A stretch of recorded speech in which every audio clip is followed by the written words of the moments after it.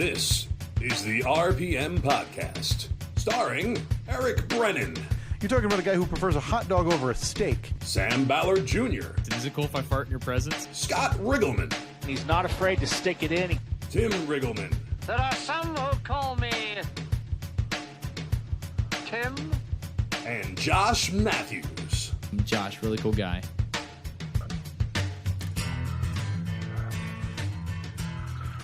And here we are again, the RPM Podcast. It is Tuesday at 7:30 p.m., July 9th, 2019. We've been missing for the last few weeks, and we want to apologize about that, but we're back now, and we're getting going here. Tim's up in his studios in Farmingdale. Tim, how are you? Good, ready to go. Got lots to talk about. Been a long time. Yeah, we should all be fresh and ready to go. Josh, how are you doing down there at the Matthews Family Studios down in Waretown, New Jersey? The power's working perfectly. So yeah, I'm it looks happy. like your porch has 3 more weeks of clutter since the last time we saw you. Yeah, it's gained, and every time that I mean to clean it out, I end up getting stuck with something else, or it rains. Well, I mean, we haven't gotten much rain this year, right? Yeah, we want to apologize to the listeners. A lot of people asking us if we were done with the podcast. No, we're not done at all. We had bad weather. I mean, every night we tried to do it. Either Josh had no power or my power was going in and out, and we just couldn't risk losing our equipment with the power outages, so we chose not to do it. Then when the weather was good, unfortunately, I wrecked my car pretty bad, my race car over at Wall Stadium, and I spent every night repairing it to get it ready to go for this weekend, which was rained out, but the car is done now. I also been really super busy at the towing business. Something I never thought about, but when I signed up for these towing apps, Josh, you know, like the Honk and Ajero and all that stuff where I get all my work for the towing business, they refer to me as a resort town. And I never thought about that. And they, you know, when I signed up with them and had meetings with them, they said, listen, you're going to have higher volume in the summertime because you're a resort town. And I'm a resort town. I live in Manchester. And like, yeah, you're just, you know, on the Jersey Shore. And it has came true, though. I mean, I'll tell you, those guys really slam me in the summertime. So I've been super busy with that.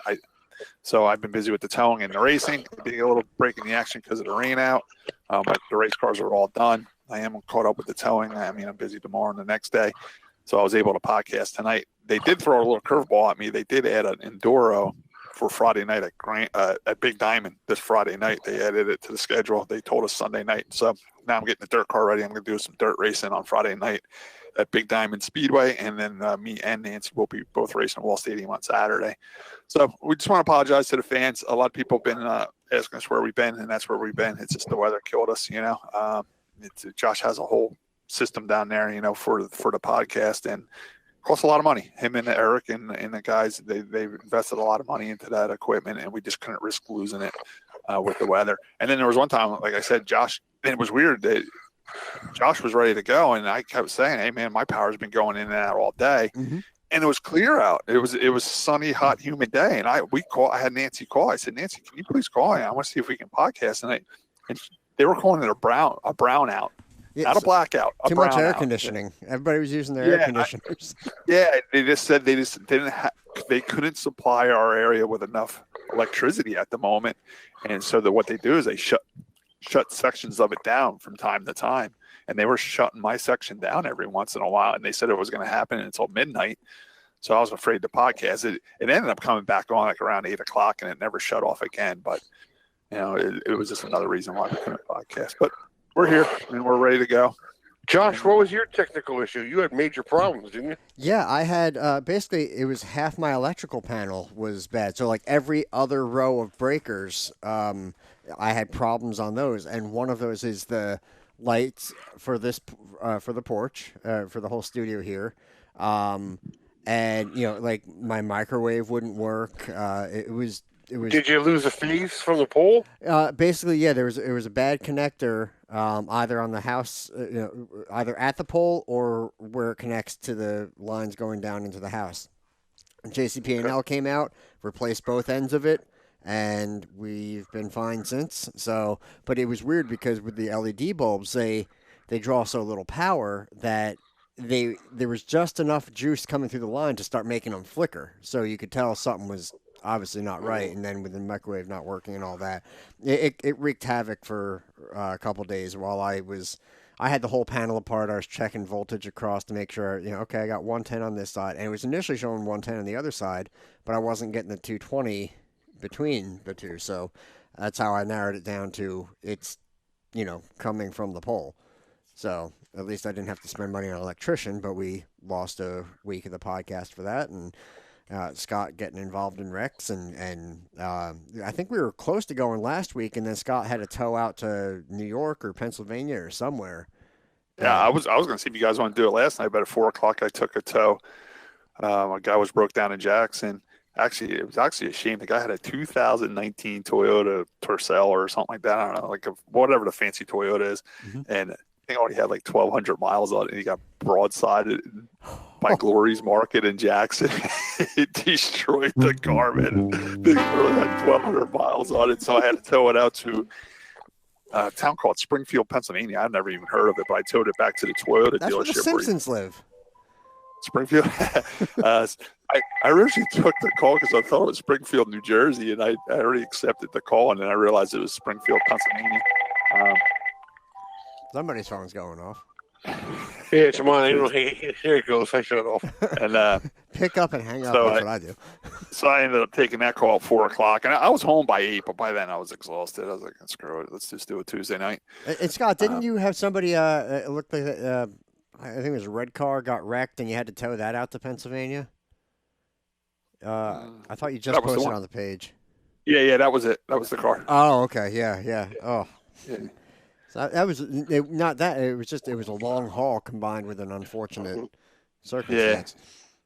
Just for all the listeners out there, I was ready to go every week. So yeah, Tim was ready to go every week. He had no issues up there, and he had no work commitments or race cars to fix or anything like that. He was ready to go. My radios were charged, and I was ready to go. So. But just real quick, because our podcast wasn't up, I did listen to a few other ones, and Josh loves and Eric Brennan really loves when I always promote other podcasts. But I did listen to a couple other ones. I just want to give a couple tips if you want to listen to a couple podcasts. Michael Waltrip's been doing one, and he had Ryan Preece on, Josh's favorite driver. Double whammy for Josh there. Yeah, it's Michael Waltrip and Ryan Preece. But it was good. Ryan really did a good job on that podcast. He really did talk a lot about how he made it to the Cup level, how he started racing, how he still likes going back to the modifieds. It's a great interview. It's a great little podcast. You might want to check that out. Another one came out last night, was really good, was Dale Jr. He did broadcast this a couple weeks ago, and for some reason they sat on it for a little while and didn't put it out, but they finally put it out. It was Dale Jr. interviewing Gary Ballou. Great podcast. We talked about it a few months ago. I read the Gary Ballou book, and it's pretty much Gary's just promoting his book and being interviewed. Everything he talks about is right in the book. But it's definitely a movie now. Yeah, well, that's another thing. He's trying to get the movie out now. Supposedly it's filmed and it's all done and it's based off the book. Either for some reason it just hasn't been released yet, but it's definitely cool. Definitely cool. Some cool Dale Earnhardt stories in there. And did you hear the one part when I guess Gary was racing at Metrolina Speedway in North Carolina, and Dale Sr. raced there also. And Gary said he was there, and he went there one day just to hang out, and he noticed that Dale Jr. and Kelly were there racing, and he was going to go over and help them, but then he's seen Dale Sr. was over there, so he's like, well, there's no sense in me going over there if Dale Sr.'s there to help him. And Dale Jr. says, well, why were you going to come over and help us? He's like, because the two cars you guys were driving were shit boxes, and I wanted to help you out. But on another podcast, I heard Dale Jr. explain why his late models weren't as good as some of the current late models when him and his sister and his brother Kerry raced late models. Dale Sr. wouldn't let them use coilover shocks and springs. He wanted them to run a big spring car with truck arms, just like the Busch Grand National cars and the Cup cars, even though they were at a disadvantage racing against the new modern late models with the coilovers.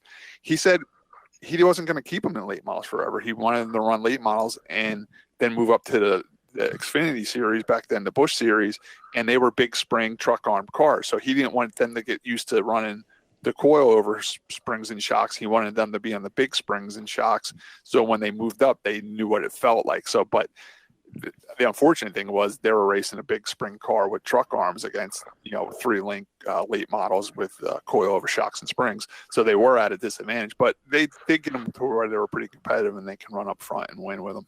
But that was the reason why. I've been waiting. I've been, as you know, I've been a big fan of him, Gary Ballou, for a long time, and it was just amazing. So, Josh, he had a car.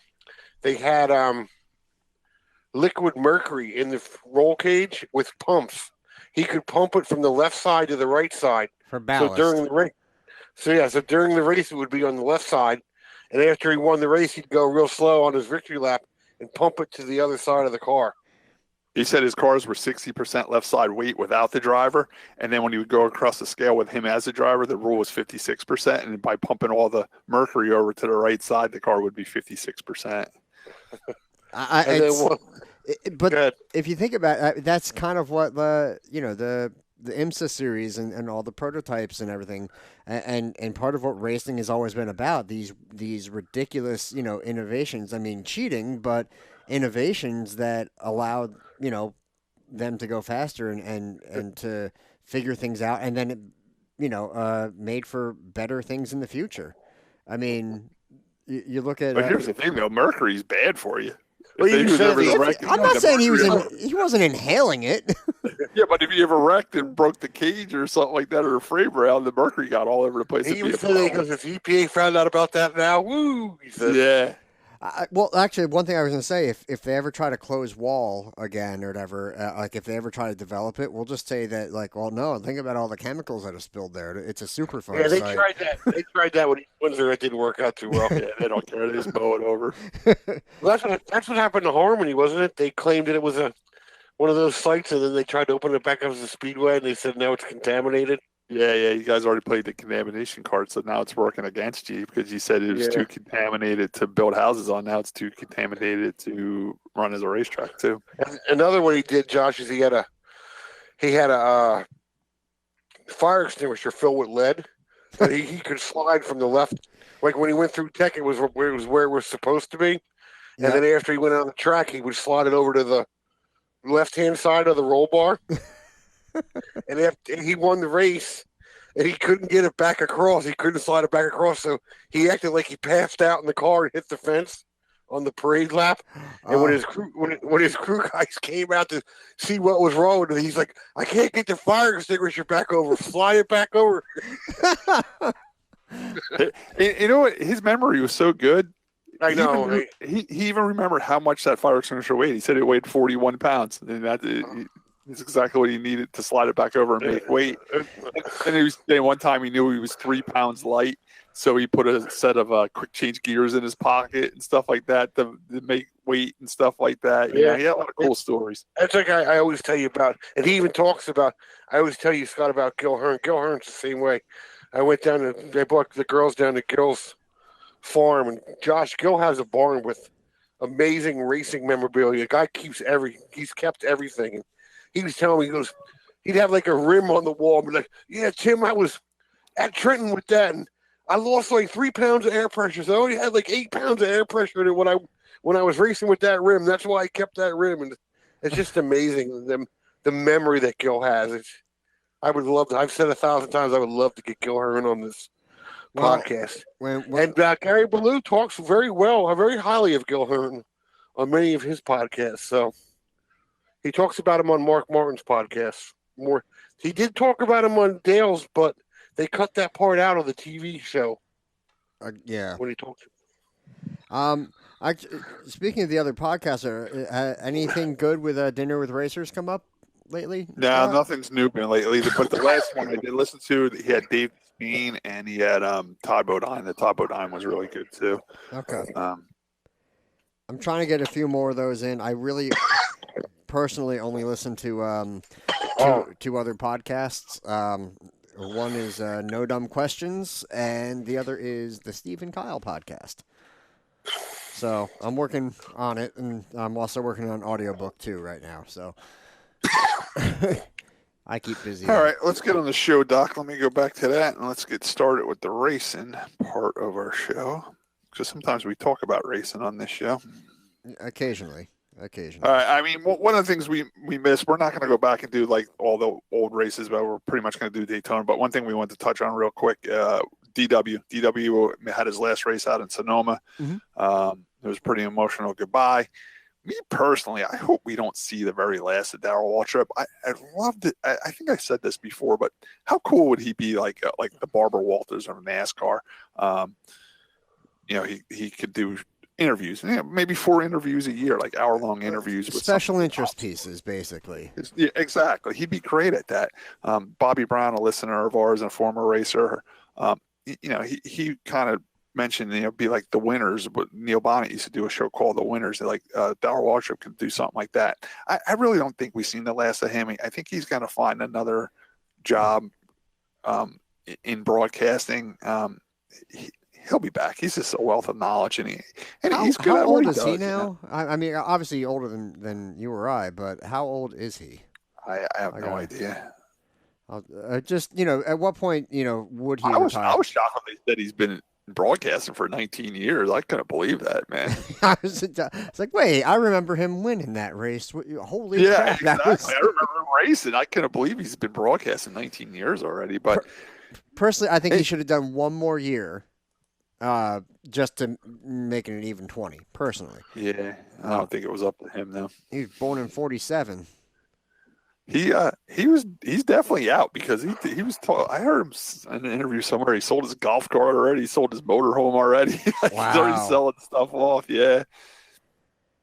I mean, it'll be interesting to see what he does. I can see him opening a museum or something. He's going to do something. I say by the end of the year or over the off season, we're going to hear him make some type of announcement of what he's doing. Well, one thing that I think is the throwback race when they had Ken Squire come on to announce. Yeah.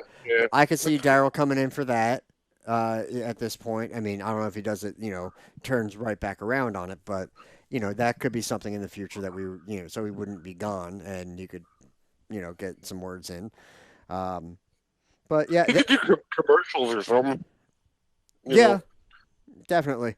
But I never hated it. There were times that it was. I think it's gotten away from him a bit with today's cars. But yeah, I could definitely see him coming on with a podcast too. I could definitely see him going the podcast route. They just try to steal our thunder. That's all. You know what? Not just in the racing podcast, but I was telling my brother like this. I listen to Joe Rogan's podcast. But basically, what happens with these podcasts? Everybody has one, and all they do is go on each other's podcasts. Do you ever notice that? Like Joe Rogan will go on Joey Diaz's podcast. Joey Diaz will go on Joe Rogan's podcast. Then they'll have Tommy Chong on Joe Rogan's podcast, and that'll be on Joey Diaz's. Like you keep. Like I followed Dale Jr. when he was doing his book tour. He hit every podcast. It's like it was the same story over and over, Well, it's kind of the new outlet for a lot of people, especially you're talking about selling the book on Dale Jr.'s. It used to be radio tours, and they still happen, but now you're doing podcast tours. I mean, even Howard Stern. Me and Tim grew up listening to Howard Stern on the radio, and he was against podcasts at first, but now he's got a new book out, and he's doing basically a podcast tour. He said that's probably what he's going to do after he retires. Now he's pro podcast now. He said he might do a podcast where him, Robin, and Fred do it from either their own houses. Right. But I mean, more of a joke than a business, Yeah. Do come on once in a while like we do. If this could be once every 3 weeks. when Howard Stern's power goes out, his $45 million home in the Hamptons, they won't be able to go on. Oh, so we just Robin, what happened with you? Oh, she got into an accident. She had to fix her car. But another thing we want to touch on Sonoma. I mean, Martin Truex, local guy, he won. He's been kicking butt on road courses. He's having a great year. Second win there, second or third win at Sonoma. Yeah, he won. It might be his third because he won with the Michael Waltrip's car out there too, and I think he won with the 78 as well. So he's turning into. I was going to say they were talking about Truex being really dominant at Sonoma, and Sonoma being a good track for him and a few other drivers. And I think it was I forget, was it Keselowski or somebody saying you're good on road courses, but like you're really dominant at Watkins Glen, but you're essentially terrible at Sonoma. It's amazing the different disciplines between the two road courses. Every track has its own personality, basically. I mean, I heard somebody say like Martin's now considered the best road course racer in NASCAR. Before you had your Mark Martins and Marco Ambrose and everything, and now they're saying that it's the Martin Truex Jr. I heard Martin in an interview, and he was saying that he learned a lot from Marcus Ambrose because when he was at Michael Waltrip, that JD Daugherty team that Marcus Ambrose drove for had an alliance with Michael Waltrip Racing, and he said Marcus Ambrose taught him a ton on the road courses, and that's why he's so good now. And don't forget, at the Roval, how close was Truex to winning that? Yeah, that one until Jimmy Johnson kind of. Yeah, former host of the RPM podcast, Sam Ballard's favorite driver, Jimmy Johnson, wiped him out. I heard a rumor about Sam. I heard he just took down his Jimmy Johnson poster and put a Justin Haley poster up. I don't know if it's true or not, but that's just something I heard. Well, if we go to the Xfinity race, I think Haley was causing some problems. I'd like to blame everything on Haley right now. But Haley, Eric Brennan's fiance, not Justin Haley. Just want to clear that up. It's all her fault. That's why Eric Brennan can't be on the show anymore, and this and that. I thought you had a dinner date tonight. Was the problem? No, the mother-in-law's in town. He's courting his fiance's mother. Okay. That's my story, and I'm sticking to it. So, anyway, dog's barking. Sorry. Anyway, moving on from that. Do you want to get into Haley, or what do you want to talk about? I mean, Justin. I mean, we made fun of this race. We're going to talk about Justin Haley winning the Daytona race. We made fun of this team a little bit. This is Spire Motorsports. It's basically a race team on paper. It really is, because number one, they bought the '78 charter. So we were saying, how does a brand new team buy the championship charter? They basically race on rented equipment. They really don't own nothing. Everything's pretty much through Premier Motorsports. Or Premium Motorsports, whatever they're called. And they came out with a win, but they deserved it. They earned it. I mean, a lot of people pitted on that last lap. I know NASCAR said, we're going green next time, bye. But Justin Haley and his crew chief Peter Suspenzo looked up and said, there's no way we're going green. We're staying out until it rains, because even if they do throw the green flag, it's going to rain within a lap. All we got to do is hold the lead for a lap. It's our only chance. So they were smart enough to stay out when everybody else pitted. Not only were they smart enough to stay out, the kid avoided a lot of wrecks and stayed on the lead lap, and you got to be there to do that, And not only that, but Justin Haley has won at Daytona before, even though they took that one away from him for passing on the last lap under the double yellow lines.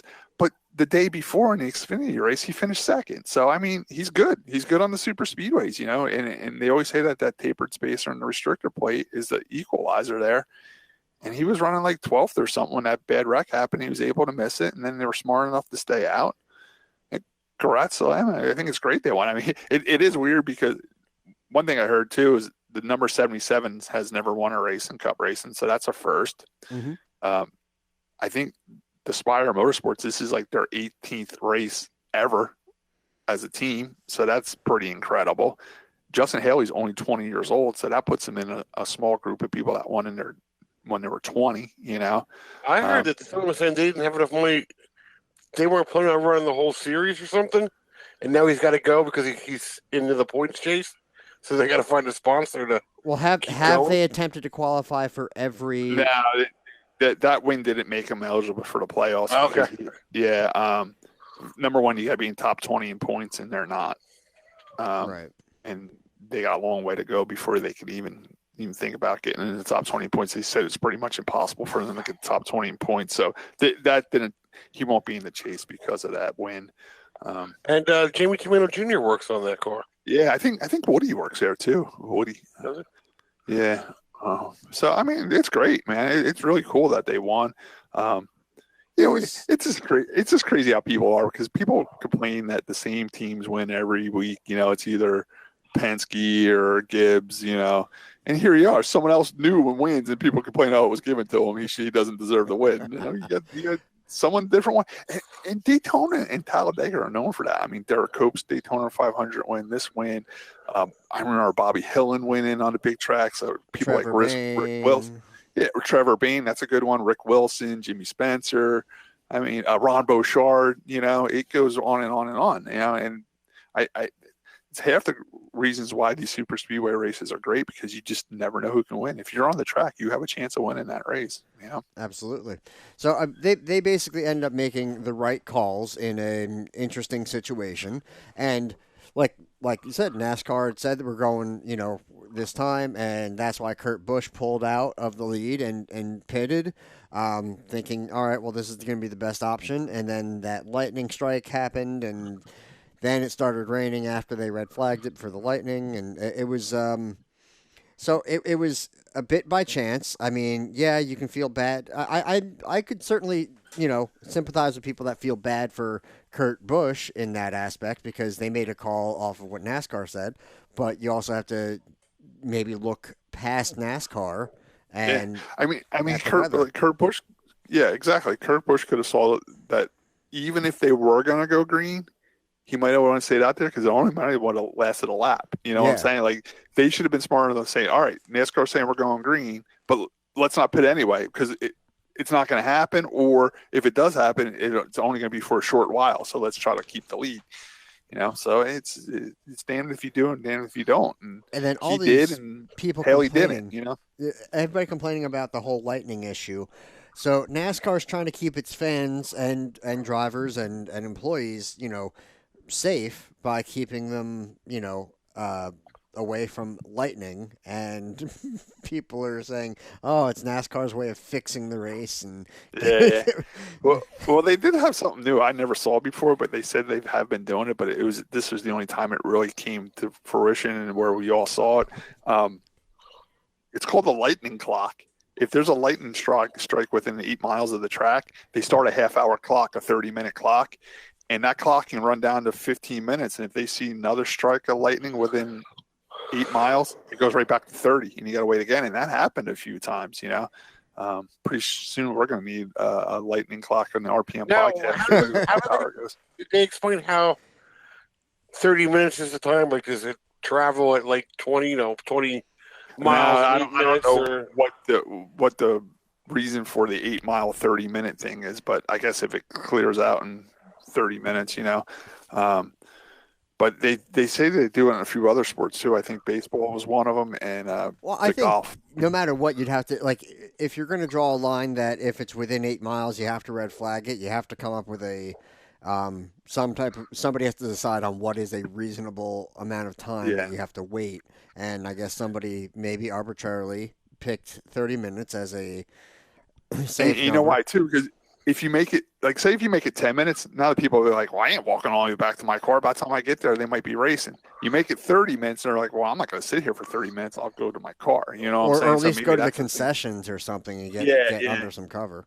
I guess they want to make it long enough to deter the people. I'm sitting there the 30 minutes. I ain't walking anywhere. I tell you what, I've been at tracks like Daytona where you're in wide open and aluminum bleachers and seeing lightning coming. It's scary. Yeah, it really is. I mean, it is dangerous. I mean, you're a sitting duck if you're sitting. There was one time where we were spotting for the modifieds at Richmond. Was the only time I got scared. There were some lightning bolts, and they were close, and that was the only one time that I had ever experienced anything like that. But talking to like Freddie and those guys, apparently Hot Pockets too, when they go out to those places in the middle of the country, where it's grasslands and stuff, there's lightning strikes more than you know. Oh yeah. Well, who do we have? I forgot his name already. Who got hit by lightning by touching the fence? Remember? I don't remember. No, I don't remember. that. Our flagger's son. Oh, McGowan? Yes, McGowan. Kyle. Remember he got hit by lightning? Oh, yeah, I remember that on his Facebook page. Yeah. And we had him on the show like a day or so later. But yeah, that it does happen. I mean, people are. And I tell you what, not only the lightning, but I'm telling you, I've never seen it rain that bad at Daytona. I know. I've been down there for many, many years. I've never seen that infield.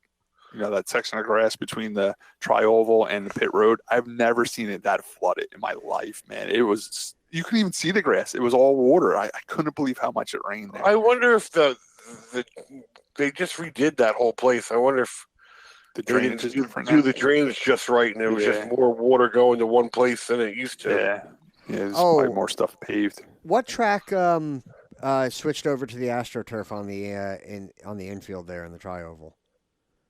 It might have That been was Daytona. No, That was a couple weeks ago, right? we were talking more about like more like a month or so ago, and they were Yeah, showing and the cars were actually. going across it without digging into it. Yeah, they weren't tearing up the splitters or anything. They weren't digging in. Well, and luckily, I destroying guess anything. at Daytona it was so wet that they weren't digging into it either. They were just skating, hydroplaning over it. Yeah. So it's either got to be soaking wet or they got to switch to the AstroTurf. And I'm going to say, from the wrecks that we saw happen that night, I'm a fan of the AstroTurf solution. Yeah. It destroys a lot less equipment and makes it easier on the landscapers. But anyway, yeah. So the lightning clock reminds me of the caution clock. I have a question for you, Josh. Yay or nay on taking away this? This is a very traditional race on the 4th of July weekend. What is your good call, bad call? This being the last Daytona Yeah. firecracker type race. 400. Yeah. Yeah. It's one of those things. They got to try changing things up. I think it's fine. I think this race was fine where it was. Yeah, I mean, everybody says, "Oh, it's too hot Florida in July." Guess what? It's hot everywhere in July. It doesn't matter if you're in Florida or if you're in Indy. It's going to be over 90 degrees. I think Indy's going to be worse, personally. It might be, and here's another reason why it might be worse. You're not next to the ocean in Indiana. At least I remember when I was a kid, way back when, they used to run that race at 10 a.m. in the morning. Yeah. The Firecracker 400. They'd run it at 10 a.m. And the reason it was because now it's done by 1, and the families can go to the beach. Right. So that used to work out real good. But in the interest of keeping it cool, running in at night under the lights. Yeah, they ran it at night. Yeah. No, I like them running it at night. Don't get me wrong, but I'm just saying they kind of had the best of the both worlds there, because even now, because they run it at night, the fans and the race teams' families can go to the beach during the day, spend the day at the beach, and then hit the racetrack at night. And the kids are off from school right now too. Yeah, and they can go down to Florida. They go to the track one day, go to Disney the next. You know what I'm saying? Yeah, Indy, they're not going to have that. I don't know. I think this is one race they should have left alone, and to move it from there to go to Indy. I think they're trying to beat that dead horse and trying to relive. Yeah, they're trying to revive. spark Indy back up by putting it on a holiday weekend, and maybe they'll get people can't get there. That's not going to make me go to Indy. No, I agree. why? You Because need to you're up improve the against racing so much product. other competition. Like people, it sucked for me that Waltham got rained out on the 4th of July weekend. But then again, it was kind of cool because I stayed at my camper all weekend. You know what I'm saying? There's so much going on 4th of July weekend. I don't think people are going to be like, oh, right, now I'll go to Indy. I think you're right, Josh. I'd be like, oh, man, I'm going to Indy on 4th of July. I'd rather go somewhere and watch fireworks or something like that. If they had a racing product like Daytona, or something better, then you might consider it. But at least you're going to get a hell of a race out of Daytona. It's pretty much guaranteed. You know what? Let's wait and see what happens, man. Imagine if they put lights at Indy. That'd be cool. Maybe there will be. I don't think it's going to help the racing product. Yeah. I would rather go, as much as I hate Florida, I'd rather go down there. And I just thought about that. How cool if they announce that it's going to be a night race at Indy and they install lights at Indy. That'd be pretty neat. I'm not sold on it personally. Yeah. I think the races at Indy have been so boring, with the exception of that. Well, let's put it this Xfinity way: race. they can't get any less people in the grandstands, so they might as well try it anyway. NASCAR, hold my beer. So I don't know. I'm maybe hopefully I'll be proved wrong. Hopefully, but I just don't see it. So between the three of us, we all give it I guess it'll be a thumbs down on moving this race. Yeah, for me. Yeah, me too. I wish they would have kept it there. Me and my family, we do have history ago. We went to this race a couple times, and just the stories that you hear, like Dale Jr. and even Ned Jarrett, not Ned Jarrett, but Dale Jarrett, how they went down there as kids and played on the beach all week, and then went to the track with Kyle Petty was another one. I think they're getting away from their roots even more, for the almighty. And that's another thing too. I mean, you look at a lot of people Facebook pages and stuff. Like people like Martin Truex would actually stay on a boat down there. Yeah. Dale Senior started that a long time ago. You bring his yacht there and dock it in Daytona, and they would stay right on the boat. I know this year too. Lisa Kennedy France Kennedy or whatever her name is. She had a huge barbecue at her beach house there in Daytona, invited all the drivers and their families to their beach house and stuff like that, and had a big barbecue there on Friday. So I kind of like it because the 4th of July is known as pretty much a beach weekend. So you're getting the beach and the camping at the beach and the racing and the camping at the same time, all in the same area. That's why I like it there. What are they going to do in Indy? Like camp in a wheat field or a cornfield? Yeah, or that's what I mean. In 100-degree weather, I really don't. I don't get it either. Other than my night theory, mark it down, Josh. I'll be a night race. I need a pen. Oh man. Let's talk about. Josh, can you pull up the finishing from Daytona? I mean, there was quite a few other notables that got great finishes in that race. I mean, Jimmy Johnson finished 3rd. I know the 24 car, the Byron kid, I think he was 2nd. But there was other notables that finished up front. I think Landon Castle even finished decent. I think Ty Dillon was 4th. Ryan Newman was 5th. Good for Corey LaJoy. Holy crap! In 6th. That's what I mean. 6th. That was a good run for Corey. Corey's got that team running good, though. He's been getting some good finishes with that car. He's getting the money worth out of that car. Yeah, he definitely is. If that car is a 15th place car, he's finishing 13th. He's pushing it. Let's see. Eric Almirola in 7th. Matt DiBenedetto in 8th. Matt Tift in 9th. Kyle Busch Kurt Busch, sorry, in 10th. Landon Castle, 11th. J.J. Yaley, Michael McDowell. That's good to see him up 13th. Yeah.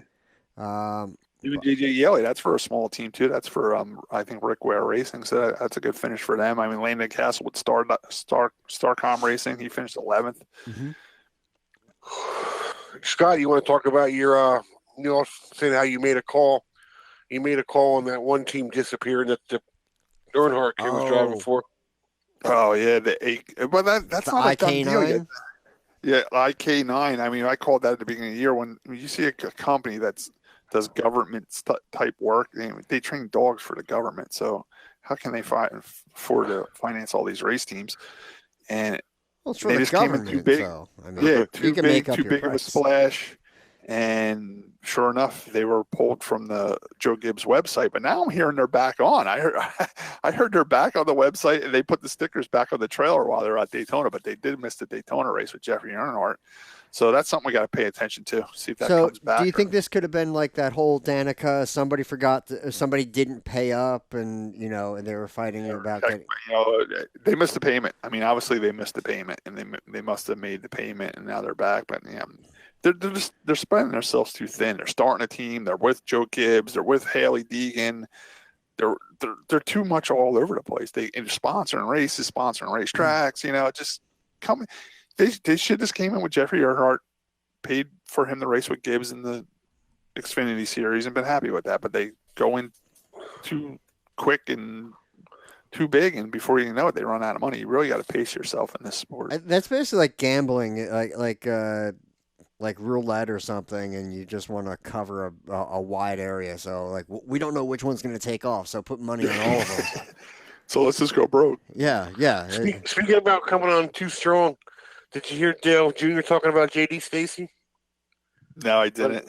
He said how that guy was nuts, came on too strong. Yeah. He didn't. Dale Jr. said that guy never paid for nothing. He put his name on all those cars and never paid a dime. Right.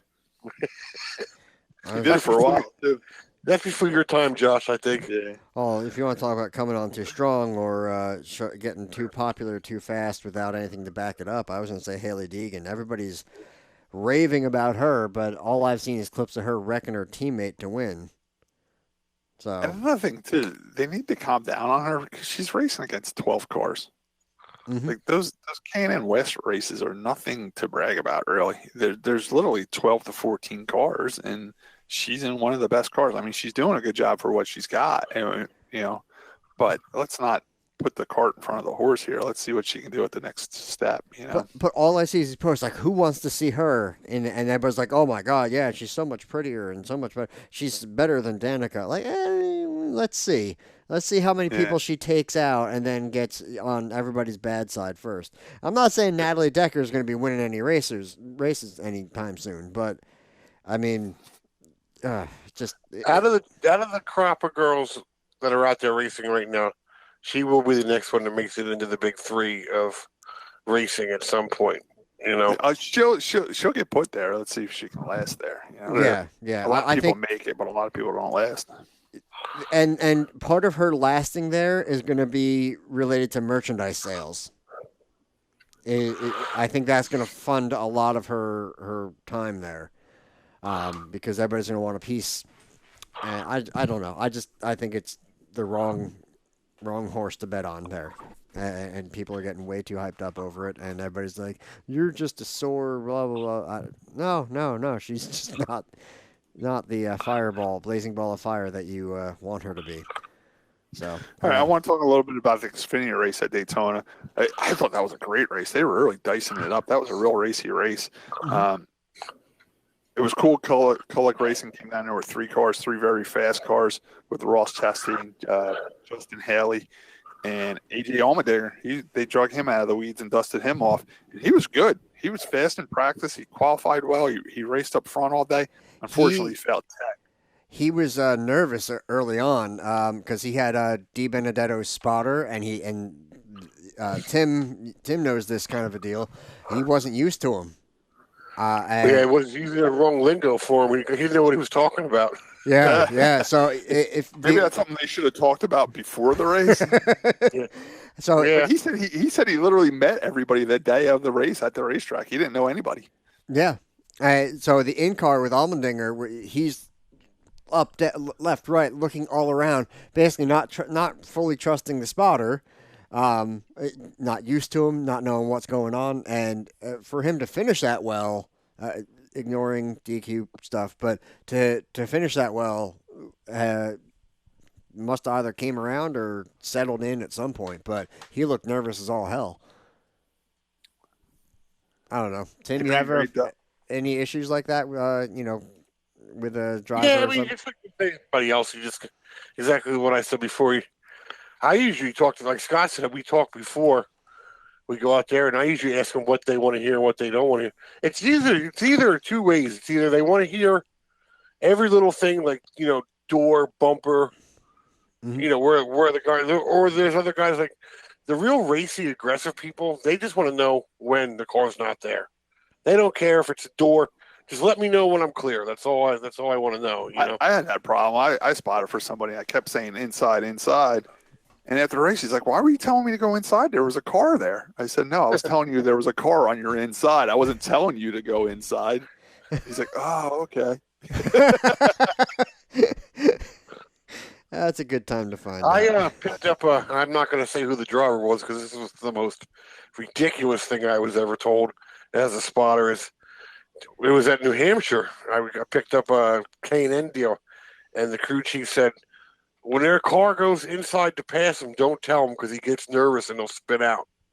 So I wasn't allowed to tell him when there was a car. Well, if you don't tell him, he's going to come down and get spun out. So but it's kind of like why I'm there to let him know there's a car there.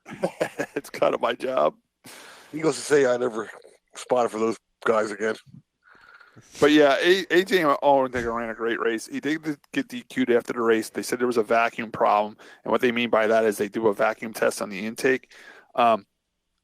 There's something that called a Roush system where you can hook like something up to where if you put pressures on the brakes, it shuts your car off. It's for if the throttle stuck or something like that. There's two different devices you can use, and the one Roush one goes right into the intake, and if you don't run that, you put a plug in the hole where that would be installed.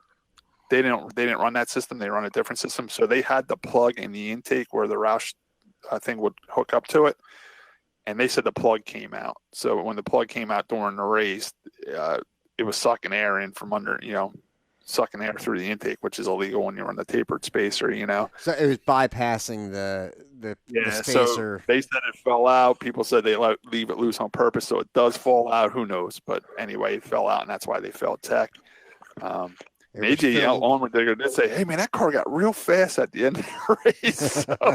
So there might have been something to it. But then his crew chief tried to calm that down because people were saying, "Well, AJ said the car got faster when that plug fell out," and he's like, "No, the car got faster because he got into a wreck and the bumper cover got pulled off the back a little bit and was letting the air out or something like that." So who knows? They're not protesting it or whatever they call it when they fight it. They're not doing that. They're just taking their disqualification and moving on. It's a shame because that Cullick team went down there with 3 cars. It was the first time they ever went down there with 3 cars, and they finished 1, 2, 3.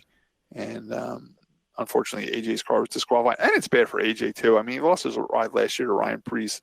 He comes back for a couple race deal with Cullick, and he had a great weekend. Man, he was driving his ass off, and he's really doing good. And unfortunately, it gets taken away, so that all gets erased, And I feel bad for AJ because it's something he didn't do. He went down there, he raced hard, and he earned everything he got. Unfortunately, the car failed tech, and now people don't look at it as that AJ did the work. They look at it as the car was illegal. Mm-hmm. That's unfortunate. Yeah, but another thing that came out of that real quick, Josh, Cullick, the guy that owns Cullick Racing, was so happy about that weekend. He's talking about expanding to 2 full-time cars next year, and then a 3rd car, and they're calling that the all-star car where they'll have other drivers drive it. He definitely wants to expand to 2 cars now. He sees the value in having 2 cars on the racetrack at the same time, possibly 3 cars. And he is saying he definitely wants Justin Haley to keep driving for him. He's trying to find a way to hire Ross Chastain as his 2nd full-time driver. So looking for that team to get bigger and better. Now, Chastain there, smashing watermelons in Victory Lane. Should he be smashing watermelons? I thought that was sure. I like that. People were starting to call him Gallagher. I was just, but don't we have Noah Gallagher for that? Tim was saying something, but I didn't hear him.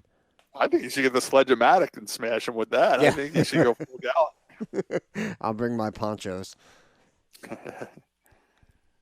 Tim, I see you're talking, but I'm not hearing you, and I don't know why. Did he mute himself?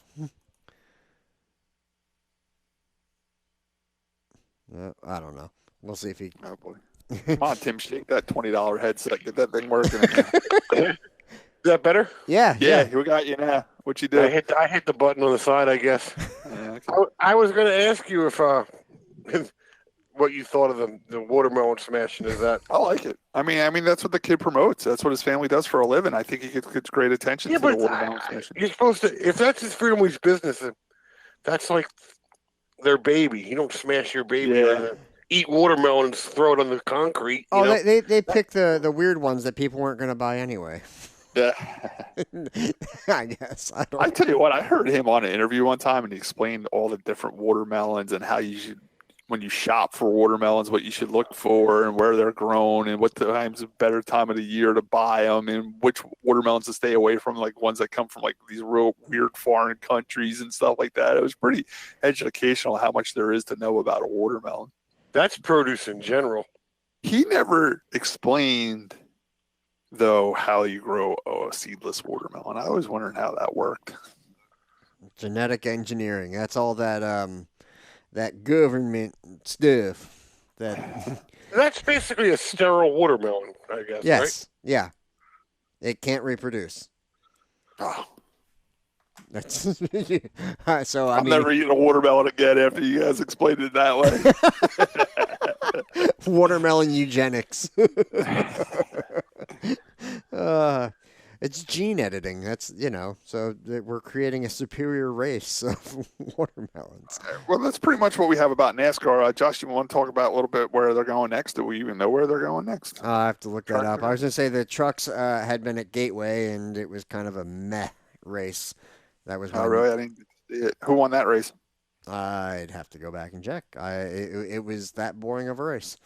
That's a shame. I like that Gateway track. One time I went out to Kansas and raced. We actually drove right by Gateway, so of course we pulled in and snooped around a little bit.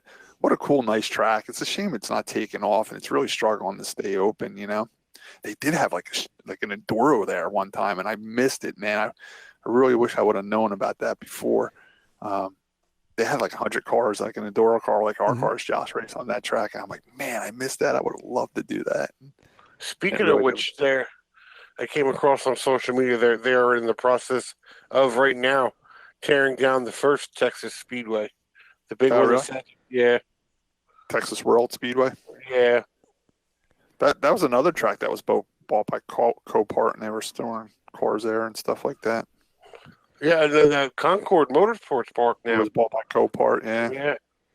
So, Ross Chastain won that Gateway race. Then they were at Chicagoland, and Moffitt got that win.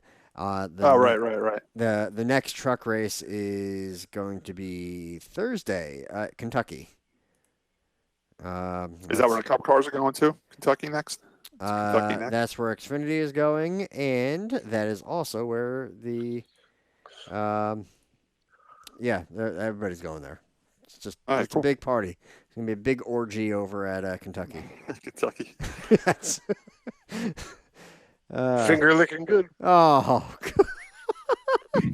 just a little side note. We have I had a stray cat in my backyard, and of course, if there's a stray cat in my backyard, I feed it. So I've been feeding this cat, and at the Daytona 500 party, I didn't have a name for this cat yet. So I asked my niece, Bailey, what should I name the cat? She said, whoever wins this race, Scott, that's what the cat's name is. So Denny Hamlin won the Daytona 500, so we've been calling the cat Denny Hamlin. Well, just the other day, Denny Hamlin shows up with a little gray kitten with white feet. So I'm like, oh, man, we got to figure out a name for this cat. And Nancy's like, whoever wins this truck race, that's what we're going to call that cat. So now we got Denny Hamlin and Brett Moffitt in our backyard. Hang on. I can't keep up with everything. I did hear a little, I don't know if Scott wants, I heard somebody, I had a phone call today, Josh, that said that Scott's tow truck was seen with some kind of half-ass factory stock on it today. I was keeping that on the down low. It wasn't mine, so. Nah.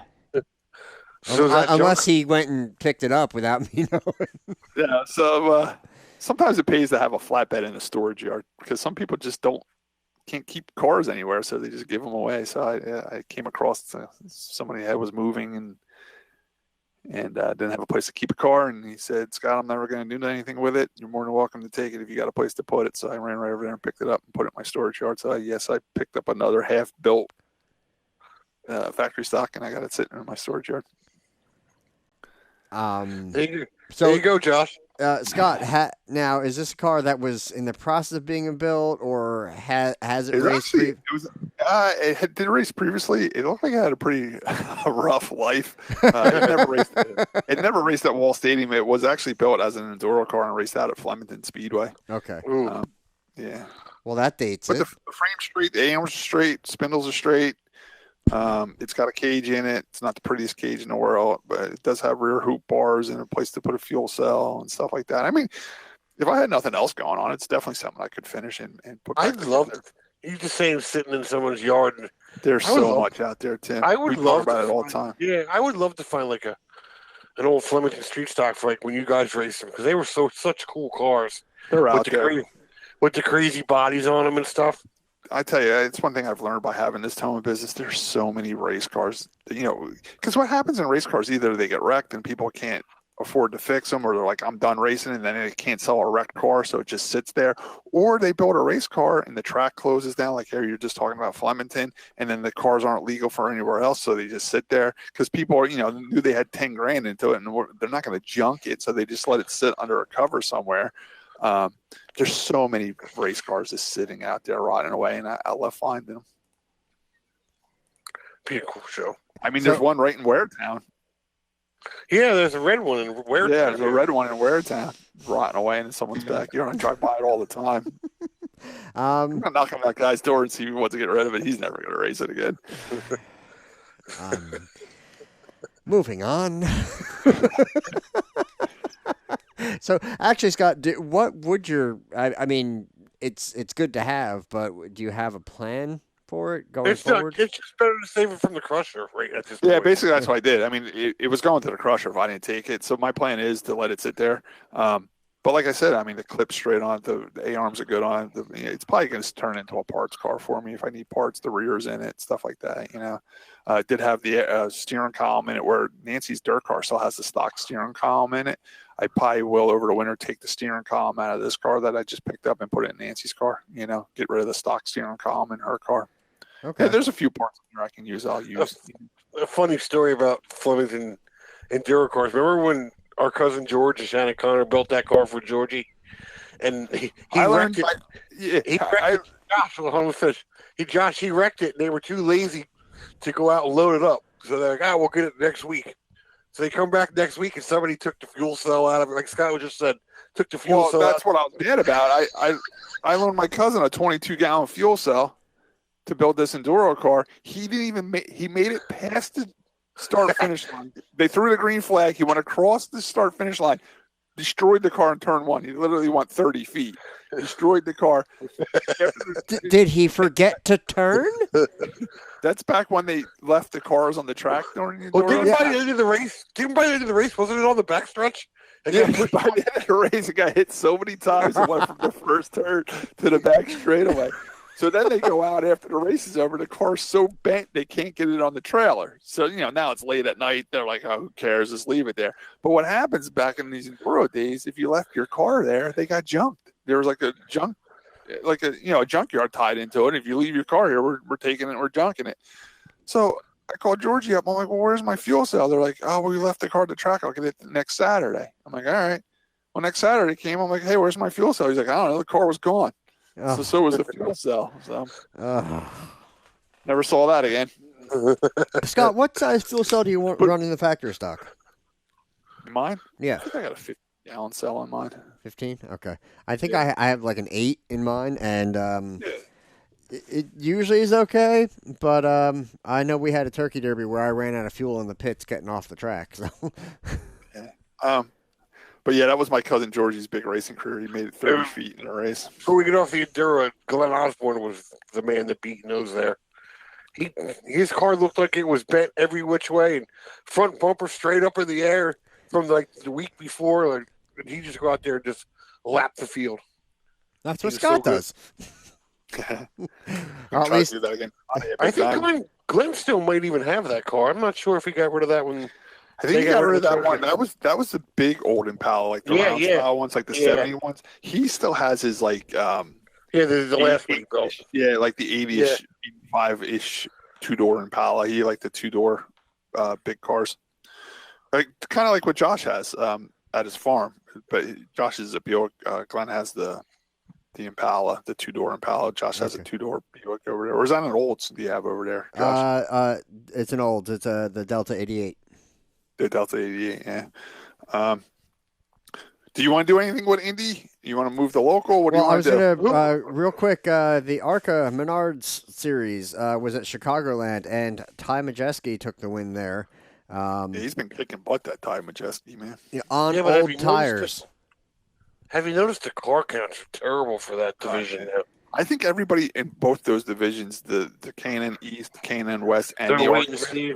I think they're on pins and needles. I think they're really scared what's going to happen next year, and they're not spending any money right now. That whole merger thing. And then there was Austin Wayne Self fell off the jack, and thought that was the go. Yeah, more stuff. It was a decent race, considering how few cars there were. Let's see. IndyCar. There was a 17-second gap for the win. It not terribly. I mean, it happens. 7 seconds? Yes. How big of a track were they on? A couple miles. It wasn't like Texas, where it's like a 1.5 mile oval or something like that. It was, Anyway, so we're just gonna gloss over that. We're so far behind. Move along. So real quick, Formula One, that actually was a bit exciting, with Verstappen nearly stalling out on the start. That's that's like make it or break it time. He made a huge comeback with a questionable pass on Charles Leclerc, And honestly, a lot of people are complaining about that F1's in a really bad state. All the bad stuff we've heard about NASCAR over the past, X amount of years, everybody's going into this default, holy crap, Formula One's dying because the racing has been miserable.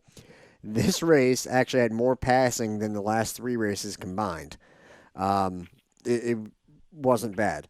So Verstappen comes back, gets the win, and it was overall a much better race. Now, the news I want to talk about is Fernando Alonso parting ways with McLaren. I mean, like he had loyalty to McLaren for many years, and he had an option to move out and go elsewhere. And he's like, no, I believe in them, and they're gonna make things right, and we're gonna get it going. And they haven't. They improved slightly, but they didn't do it.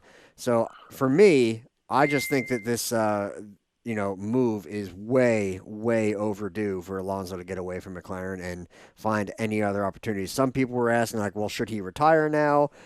Should he continue racing? Should he, what? I think he should find another team and race. I think he should do the Indy 500 again. But qualify this time. Yeah, partner up properly. Don't do this whole McLaren, we're going to do it ourselves BS. Because they didn't. I mean, just the steering wheel debacle alone for them missing Indy was ridiculous. So, I tell you what, they showed some racing from Watkins Glen over the weekend. Mm-hmm. Like IMSA GT type racing, I guess it was. I don't know much about it, but one thing I thought was pretty cool. I looked at some of the names on there. It was cool seeing some of the names, like Montoya was there racing and stuff like that. It's kind of a place where some of these IndyCar Formula One guys ended up after their career in Formula One ended. It's funny that you say that because I was thinking the other day, last night actually, when Gary Ballou was talking about how all the cars now are so equal. I think this is the perfect time right now to make like a lower budget IROC thing, not like where they go to Daytona, but like where they go to like tracks like Flemington or Wall Stadium, like a late model with a crate motor or something in it. There's so many names out there right now that could do that, like Montoya and But I think you need to mix road courses in though too. I think that. No, exactly, yeah. Because Daytona was great for IROC, and I think even your F1 driver should have that experience. But I think your ringers need to go to what they might find as a frustrating as all hell road course, and I think go to like Rockingham, stuff place where people want to actually go see a race because they haven't in a while. Yeah, the Evergreen Speedway in Washington and all these tracks in the middle of the country that are struggling that used to hold big races and stuff. Because like even last night with Gary Ballou, he was naming off all these racetracks that are now closed. All these big speedways. So that's a shame, but something like that would be really cool right now. Actually, I think Alonso would fit fairly well with like an IMSA kind of deal. Actually, well, even like something like that where Chevrolet's involved, like where they have a Corvette racing against the Porsche or something. You know what I mean? Like one of those divisions. Well, that's pretty much isn't it, right, Josh? That's kind of what the stuff goes on there, right? Yeah. Well, I mean, there's bits to it, but that's what you're looking at. You have different manufacturers and all that. So, I don't know. We'll see where it goes, but I'd like to see him keep racing, and especially to show what he can do when he's with a team that doesn't screw everything up and shoot themselves in the foot over and over again. Anyway, so that'll cover that. Locally, I'll let Scott pretty much cover. Well, I mean, we didn't get much to say locally. Everything's been ran out the list. Well, let's go back to your big wreck that everybody's been talking about for 3 weeks. I'd rather not. I kind of moved on from that in my life. I mean, was it that bad? I mean, was it? Yeah, his car was wrecked pretty bad. There was a wreck. I don't know, man. I hit Johnny Carpenter. Got sent into the fence coming off of 4, and I had nowhere to go. I had cars underneath me. I was up top in the marbles. I was on the brakes. Car wouldn't slow down. One thing I learned in racing, if you know you can't miss a wreck, just square them up and hit them. Don't try to turn to the left or the right, because that's how you like rip your right front off or your left front off. Just square them up and hit them. And I tried everything not to hit Johnny, and he was just sitting there. He was just sitting duck, and I knew I was going to hit him, so I just kept it square and hit him. And it bent the car worse than I thought. My car looked like I hit a telephone pole. Like, it was bent in the middle between the horns. Like if you dead centered a telephone pole, how it pushes the bumper and everything back into the radiator, and there's curls like a around perfect horseshoe. Yeah, like a perfect horseshoe. That's the way my car was. So at the track, when I looked under the hood, I'm like, oh, wow. Shannon Manjo was even over there looking at it with me. I'm like, Shannon, I think it's all right. It just looks like it pushed the bumper and the crossbars into the radiator, and the frame looks fine. He's like, oh, yeah, you'll have it fixed by tomorrow. I said, no, I won't, because I'm going out to Grandview to race tomorrow. So anyway, we got working on it that Monday. And, you know, I learned in racing, this is something I want to tell everybody that races. If you wreck your car bad, the best thing to do is, like, a lot of people just leave it in the trailer or shove it in the garage and shut the lights off and don't even look at it. You know, they're so frustrated. The best thing to do is, when you wreck your car, is go take it apart. Take all the bent stuff off it. Throw the bent stuff away, or throw it behind the garage where you can't see it. It's not so bad. Yeah, it doesn't look so bad. Once you take all the bent stuff off, it doesn't look so bad. Unfortunately, when I got my car in the garage, I knew I was in trouble, because my ride height was real low on the right front corner. Like, the car was leaning to the right, like, something's bent bad, because now my roof usually angles to the left, and now it's angling to the right. You know what I'm saying? I'm like, this thing's bad. It's bent. So I'm like, whatever. You know, Nancy's already saying, Scott, if you can't fix it, just drive my car. Don't worry about it, blah, blah, blah. So I'm like, yeah, well, I got to fix it anyway. Of course, Elliot will, you know, he always wheeling and dealing. He's like, hey, if your car's wrecked so bad, I'm building this brand new car. Finish that car and you can drive that. I'm like, yeah, I'm going to go work on your car, finish your car. Your car's going to be done, and my car is going to be sitting here bent. I'm like, I might as well fix my car, you know what I'm saying? So I passed on that deal with Elliot, but thanks for asking anyway. So anyway, I did what I always do. I just went out there one night, and I just, you know, took the fender off, the nose piece off, took the radiator out, the fan was bent, you know, took all that stuff off, cut the bent bars off, the bumper, the crossbars, the hoop bars. Then I got looking at it, it still looked pretty bad. I'm like, this frame rail's bent. It was up and over and rolled, and I'm like, oh, I'm going to have to clip this car, you know what I'm saying? So I said, before I do it, I did have, it was weird, because at the track Saturday, Timmy Steffen's like, oh, I got a junk car at the body shop. If you can come pick it up Monday or Tuesday and get rid of it. I'm like, all right, cool. So Monday night, when I took the car apart, I'm like, well, before I go any further, Timmy has a junk car over at his shop over at Surfside Collision. I said, well, I'm over there. I'll talk to Timmy and Jerry Casper. Jerry Casper works the frame machine over there. I'll ask these guys to come by the house and take a look at it before I cut the clip off. So I went over there, I got the junk car, and as I was pulling in, Timmy and Jerry were pulling back in from lunch. So it was like perfect timing. I said, hey, my car's pretty bent. No, Timmy came. He's like, how bad's your car? I said, how funny you should ask. I said, the frame looks like it's bent up and rolled over towards the motor, and the right side of the car sitting down. He's like, I'll bring it by. I'll take a look at it. I said, well, I wanted to see if you wanted to come by my house and look at it. He's like, well, I mean, just bring it by. He's like, if it's fixable, leave it here. I'll fix it. If it's not, I'll tell you it's not, and just pick it back up. I'm like, all right, no problem. So I did. I dropped it off to him. I think it was Wednesday. I dropped it off to him early in the morning. I had other tows to go. They were busy. I tell you, Timmy's amazing, man. I got there. He's like, the frame machine's open. One rule Timmy has, he likes you to bring the car there running. He doesn't like pushing cars. He's like, I'm getting too old. The cars to push around. Plus, it's hard to get up on the frame machine. The frame machine's probably 2 or 3 foot off the ground, you know, and you got to drive up on ramps like driving up on a trailer. Mm-hmm.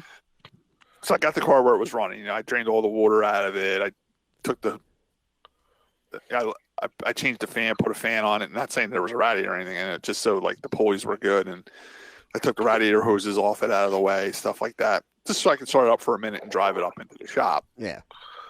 So I did. I drove it up on the frame machine. They got looking at it, and I said, "Do you guys want me to stay here and help?" Or they're like, "Nah, we're going to work on it when we can. We'll call you later and let you know, or we'll call you tomorrow or whatever." I said, "All right, well, I do have a clip at home. If it's unfixable, just let me know. I'll cut the clip off and put a new clip on it." I didn't hear nothing from them, and I wasn't going to call them every 5 minutes and ask. You know, they're nice enough to be doing this for me. So I never called them. So I went to bed that night not knowing what was going on. Wake up Thursday morning, Still don't hear nothing. And Josh sure enough, got ghosts over there. yeah, I see that. Chairs are falling all over the place. Maybe there's an earthquake coming through. Anyway, Thursday around 10 a.m., 11 a.m., I get a text message from Timmy. Your car's all fixed. Come pick it up whenever you want. I'm like, really? Wow, that's amazing. So I didn't pester him. I wasn't going to ask him if it was straight. I wasn't going to,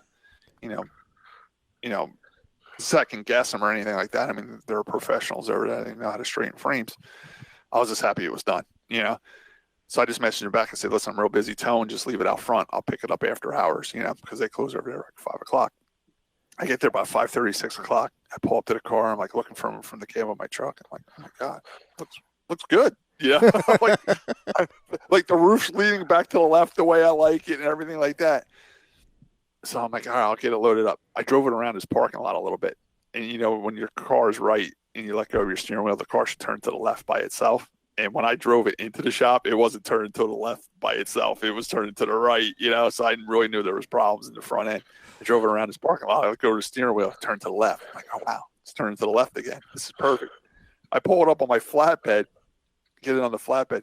I'm literally got my tape measure out. I'm measuring the ride heights on the car on my flatbed because I know what my ride height should be, And they were right on the money, Josh. They were right on the money. I'm like, no way. And I'm looking at the frame rail. It's perfect. It looks good. I can see where they pulled it and heated it and stuff like that. I measured the frame heights. I'm like, all right, now when I get home, I'm going to check the caster and camber and everything. I get into my garage on the level floor, check the rod heights again. They're perfect. I'm perfect. Throw the caster camber gauge on it. Everything's perfect. Check the toe. It's perfect. I'm like, are you kidding me? I'm like, I cannot believe it. I text. It's like 9 o'clock at night now, and I know Stephen's got young children and everything, so I'm like, I'm not going to call him. I'll wait for first thing in the morning. I text him first thing in the morning. I'm like, Timmy, I cannot believe how good you got this car.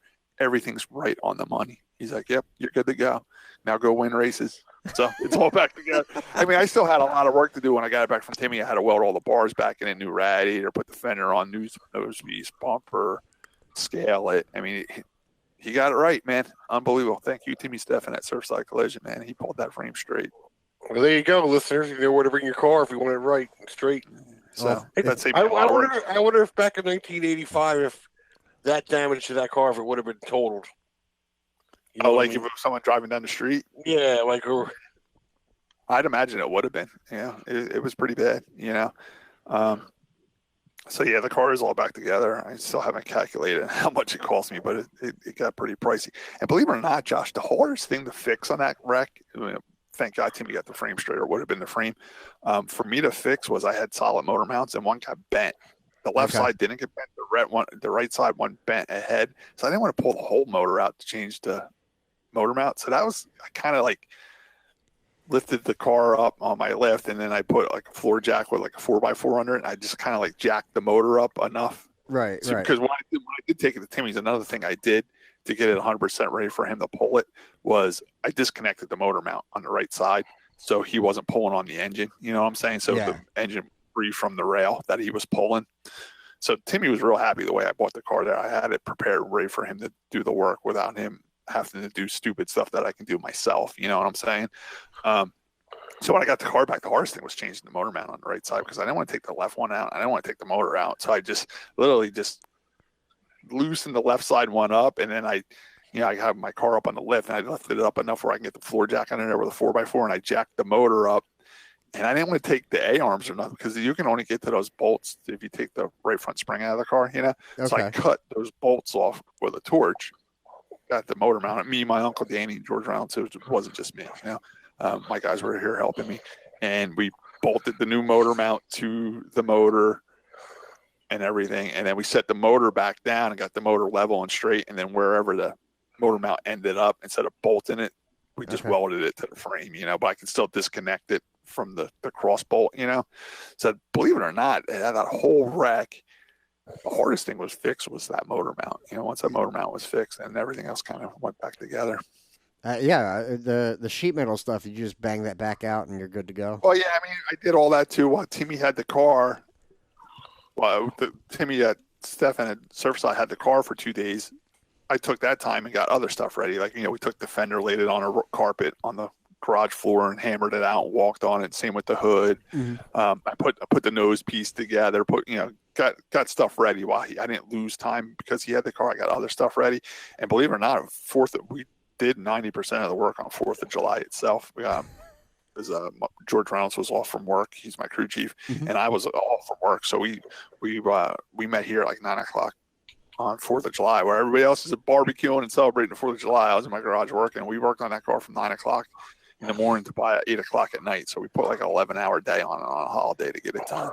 And how did all that debacle mix up the points for you? I'm still third in points, but I could have gained a lot of points that night.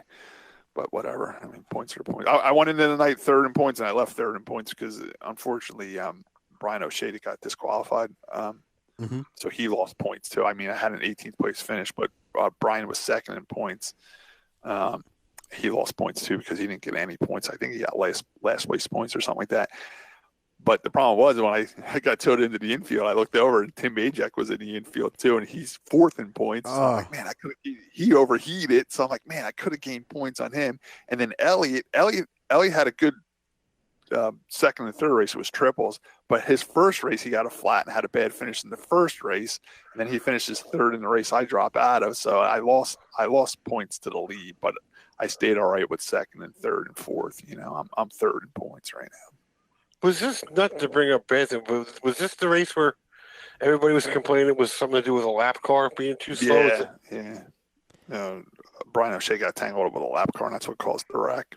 Some people blame the lap car. Some people blame Brian. I don't know, I'm staying neutral on it. I mean, it is the factory stock division. I mean, as far it even goes with when we have a drivers meeting with the NASCAR, for most of the tracks, they tell you to stay on the bottom. There are tracks that they tell you to go high, depending on what groove you got to run. If she was down on the bottom, then, or it was a girl, right? It was a girl. Right. Yeah, it was her first time racing too. If she was on the bottom, that's where she's supposed to be. You know what I mean? But then in Brian's defense, watching she was on the bottom, and he did go onto the bottom with her while everybody was on the top going around her. What he didn't anticipate was how early she let off. Well, yeah, that's a I totally agree that she didn't anticipate how quick he was going to catch her. You know what I mean? His closing rate was a lot faster than he thought it was going to be, and that's what got us all jumbled it up. You know? It's a racing deal. It was 100% a racing deal. I mean. She could have pulled down on the flat and gave him room, but she was on the bottom of the track. Brian could have went up top and went around her with everybody else. O'Shea could learn something too. You know what I mean? He's not been racing forever and ever. He just didn't expect to close up on her so fast. It did. Everything happened so fast. Maybe his spotter could have told him, Josh Matthews. Disagree. But then my problem was too. The girl went spinning, and Brian made a hard right to go around her. And unfortunately, when we made the hard right, he caught Johnny Carpenter in the left rear tire and gave Johnny a flat. Well, now I'm going up and around this girl spinning too. So I looked to my left real quick to make sure I had room to go around her. Next thing I know, I turned back to look straight, and Johnny's stuck in the fence in front of me. I'm like, shit, you know. And then it was just one of those deals. It happened so fast. It went wrong real quick, you know. That brings me to another question.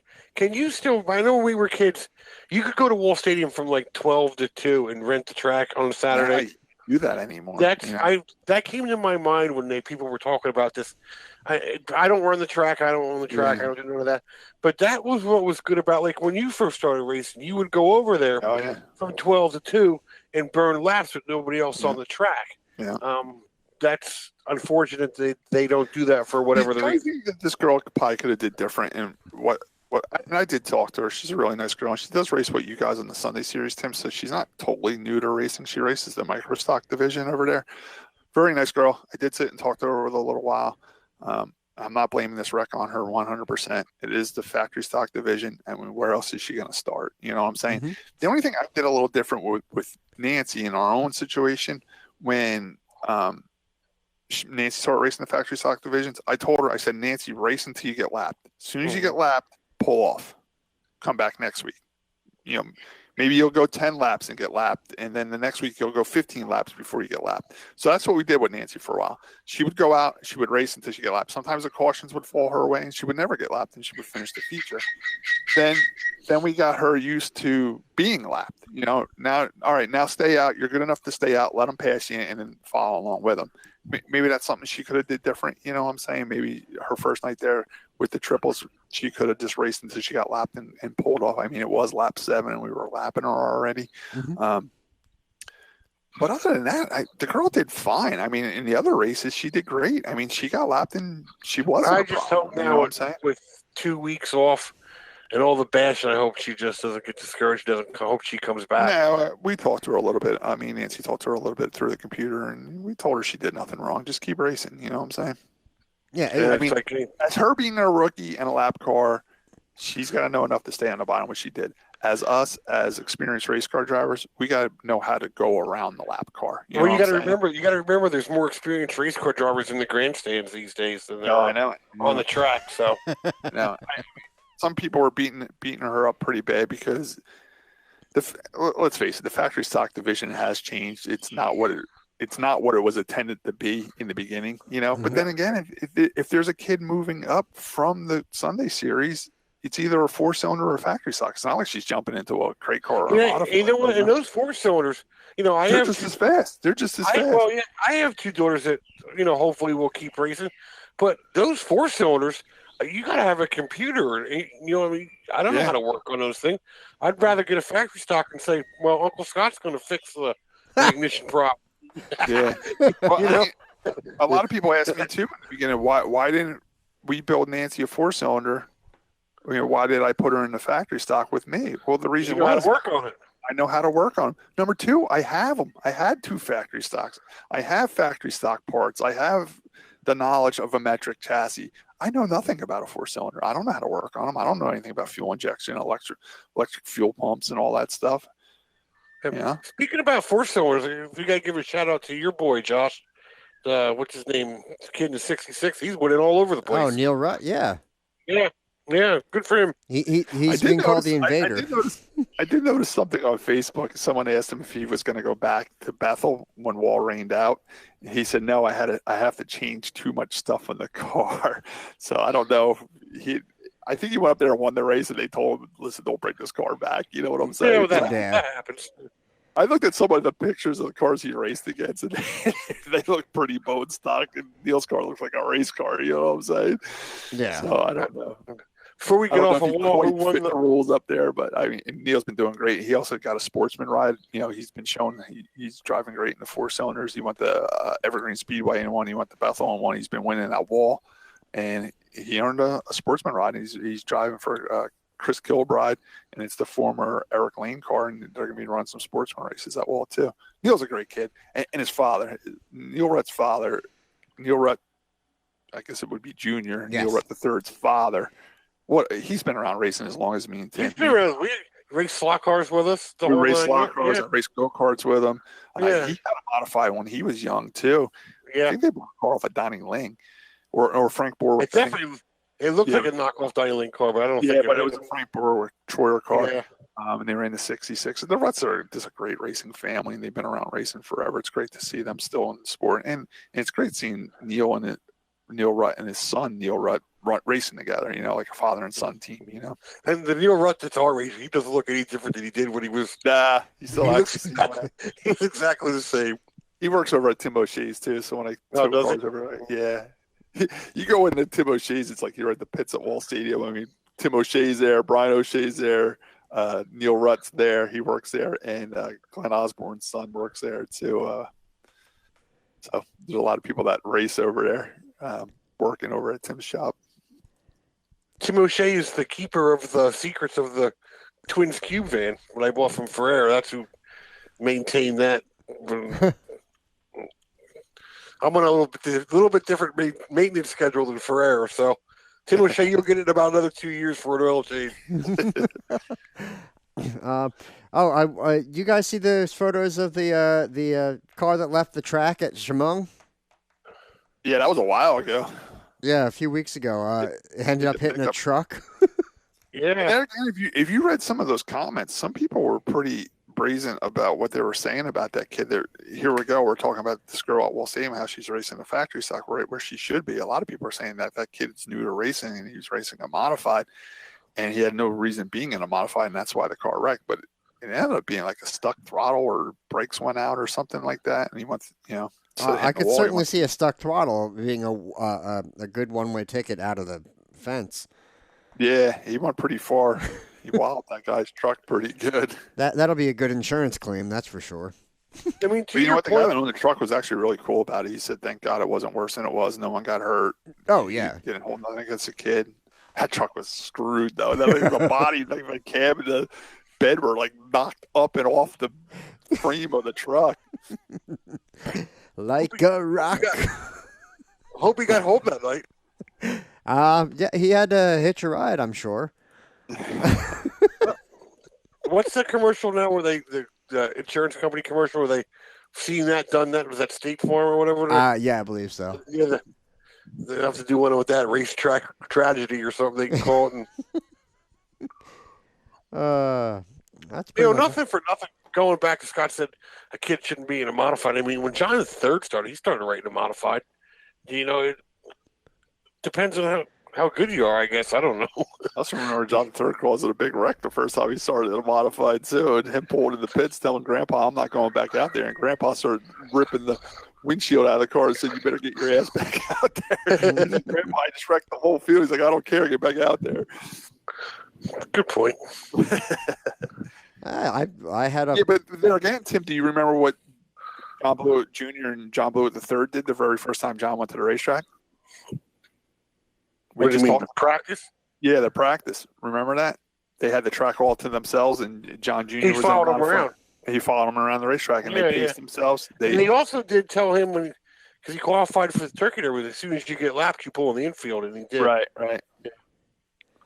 I guess there's steps that, it depends on. Everybody's different. Everybody's different, I guess. And Tim O'Shea was saying, too, that, he was going to have his daughter race this year, and they had the car done at the beginning of the year, and Tim did take her over to early practice before the race season starts, and she did a lot of laps, and she was doing 17-second laps, and she was getting better and better.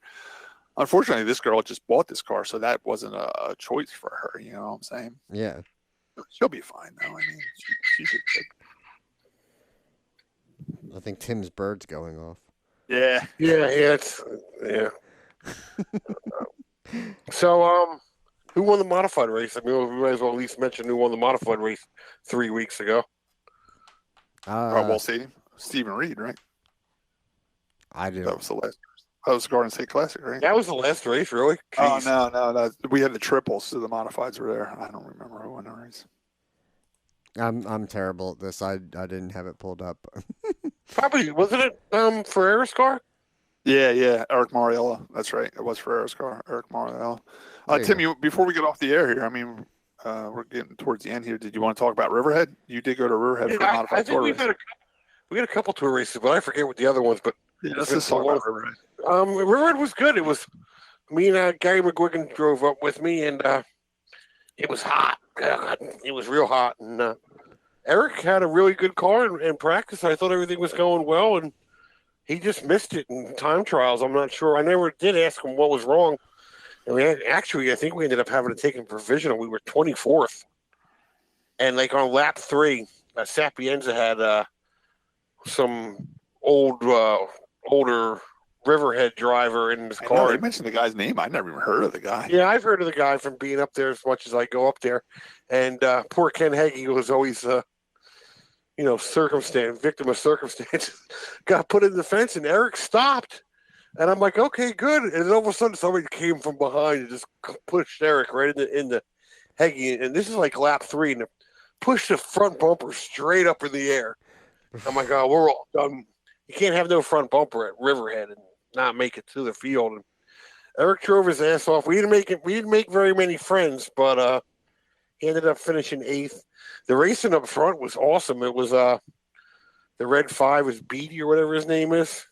He's a regular up there, and Timmy Salamito was up there, and the 2 and the 51, the normal guys, and they swapped the lead a lot of times. But it was a good race, and it came down to a green-white checker, and on the modified tour, you can choose top or bottom lane, and the kid that was leading the regular, he took the outside, which was the faster line for most of the night. But on a green-white checker, I think I would have taken the bottom because just keep Justin all the room in the world to wash him up. And sort of kind of what they did. They came across the line. Justin was sideways, and he ended up winning the race. It was a good race. We ended up 8th. Jimmy Blue ended up, I think him and Blake Barney ended up getting together late in the race. I'm not sure what happened there. I don't think Blake finished. I think Jimmy did. And now it's on to Stafford Motor Speedway for a non-tour race this Friday night, one of the Open 80 races. And then we go to Loudon for the tour race. At Riverhead, did you have any of the corn that tastes like candy that you brag about? I did, actually. Eric Goodale's mom was nice enough to bring me home 9 ears of corn. So we had that. Me, Mom, and the girls had that last night. It was super sweet. Supposedly the second cutting is the super, super sweet. This was just sweet, but it was good, and thank you for that. Now, how do you do Riverhead, Tim? Do you drive up there Friday night, or do you just leave Saturday morning? We actually had planned on going up Friday because it was like a holiday weekend. Yeah. But we usually, whenever I do go up there Friday, I stay at they have an extra house up there, which they call their beach house. But because it was a holiday weekend, there were family members staying in there, so it wasn't available. So we just we left at like, I think Gary picked me up at like 7 o'clock, and we were there by 9. It took us 2 hours to get there, which is good. And we had breakfast, and then we went to Eric's shop and helped load the car up, and went to the track. No scooter. No scooter. Scooter's going to miss. He missed that. He's going to miss this Friday, but he is going to Loudon. Oh, yeah, the big race, right? Yeah, cherry picking the races. And Scooter has been asking where the podcast was, and he's had all kinds of assumptions that we're lazy. And meanwhile, he's missing races, too. So it's... I guess we'll hit what have we learned? Yeah. I'll start. I've learned Josh's porch gained a lot more clutter in the last 3 weeks since we've been on the air. I learned that we're going to have a lightning clock on the RPM podcast because we always have trouble with the weather. Oh, we should. Sam, get on that. That's it. Tim, what have you learned? I learned not much has changed in 3 weeks. We really have everything's still the same. I just wanted to mention that a lot of people said we had a lot of good comments. Some people said that one guy said his Tuesday mornings coffee hasn't been the same since we've been on. That was Rich Patterson, right? Yes. Sorry, Rick. Thanks to that guy. I wanted to mention that we never got to real quick that girl broke the record for the Evil Knievel thing. Yeah, Evil 2, right, Tim? Yeah, that was cool. And just real quick on that, I know the show's over, but if you get back to watch it, Scott, there was one guy that attempted one of the jumps that the other kid was supposed to do, and he did it at Hudson Speedway, and he missed the ramp and planted himself in the first turn wall at Hudson Speedway. Yeah. Really? Yeah, so it's something for you to watch. There was something else, but if I forgot to thank somebody, that's all right. But I just learned that a lot of people missed us. It was a good thing. I miss doing it too. I just sometimes it's going to happen. I mean, this is, and not only is it my busy season with the race cars and the towing business. I mean, Josh is also a pool guy, so this is his busy season too, doing the pools. We do apologize for this. Believe it or not, we do this as a hobby, not a profession. What gave that away? So yeah, we can just do it when we can, and unfortunately. But yeah, this weekend, just real quick on my racing plans. Friday night, I'm racing the Enduro at Big Diamond Speedway. Have they gotten the race in yet? What, Big Diamond? Yeah, we'd had it earlier in the year. I had 2 wins up there in the beginning of the year. Now we're on our 3rd Enduro. But I thought they got rained out like every week. So like for a while, I was the only winner there for like the first 7 weeks because 2 practices, they don't have features. They just have practice for the regular divisions, and then they have the Enduro at the end of the day. And all their races got rained out. So for the longest time, I was the only one that won a race up there. I'm only taking 1 car up there. Nancy's opting not to race this Friday, only because we get home so late. We get home like 3 o'clock in the morning. They don't race us until dead last up there. The Endoro's dead last at the end of the night. So we don't get on the track till like 10:30. By the time the race is over and we get loaded up, it's about midnight before we get out of there. And it's a 3-hour ride home. And then to get the dirt cars unloaded and get the asphalt cars loaded back up to make it over to Wall on Saturday. I was more than willing to take her up there. She ran really good up there last time we were up there. There was over 15 cars there, and she finished 7th. I was really hoping to get her back up there, but she's like, Scott, let's just go up there and run that race, and then I'll run Wall on Saturday. So we're just taking one car up there for the Enduro, and then I'll have both my cars at Wall Stadium for Saturday night. I wanted to mention something real quick too. Fireworks, 4th of July. Grandpa Blewett always has fireworks, and he went way above over this year. We actually went to the fireworks, me and my family. Yeah, of course I want ice cream, Tizzy. We're almost done. We went to Manasquan. Show's over. Tim's got ice cream. We went to Manasquan the night before, and Grandpa Blewett's fireworks were longer and better than Manasquan. And I don't know Dan's. You know Dan's last name that helps Jimmy and Rob, has a gas station. And yeah, Dan Layden. He was in charge of it all. What an outstanding job! It was 45 minutes long.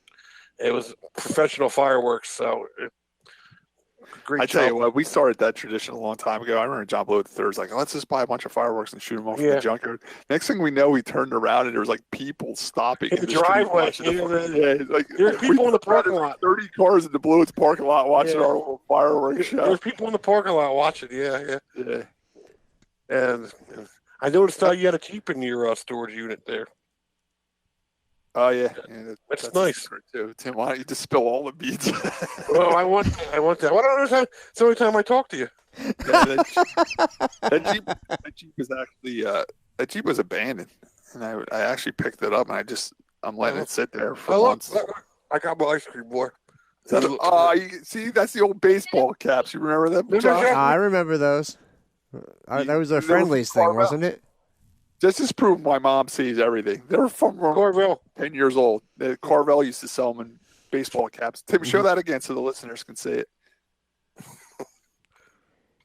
If anybody remembers that, Carvel used to sell Sundays in the baseball helmets. Like, a batter would be using a baseball helmet when he bats.